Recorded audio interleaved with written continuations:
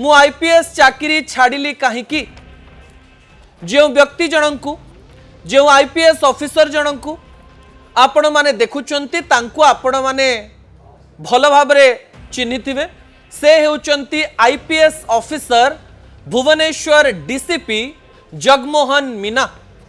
हठात गतकाली जातीय गणमाध्यम रे खबर प्रसारित हैला जे जगमोहन मीना आईपीएस रहिबा पई चाहू नाहंती। जगमोहन मीना आईपीएस चाकरी आगु करबा पई चाहू नाहंती।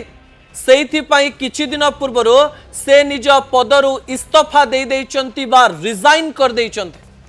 हठात एक खबर ओडिया गणमाध्यम रे प्रसारित हेबा परे पवन बेगरे ओडिशार कोण अनुकोण को पहुंची सारिथिला एवं प्रत्येक परिवार लोक केवल गोटिए प्रश्न करुथिले जणे आईपीएस ऑफिसर चाकरी छाड़े कहीं।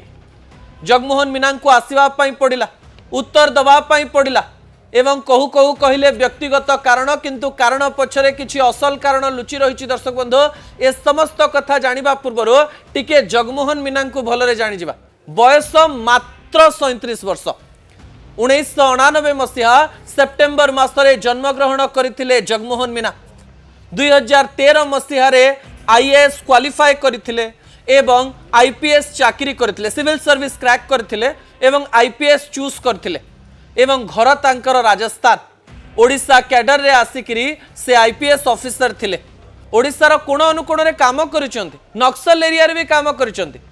कम बयस रे बहुत सफलता पाइचंती एवं सफलतार शीर्ष रे जेतेबेले प्रमोशन होबार थिला डीएम को से जाइथिले ठीक ता पूर्वरु से इस्तीफा दे दउचंदी। कहउचंदी मोर व्यक्तिगत कारण अछि मु किछि काम कर परिबिनी मु एबे इस्तीफा दबा पई पड़िबो एवं आईपीएस चाकरी छाड़िबा पई पड़िबो।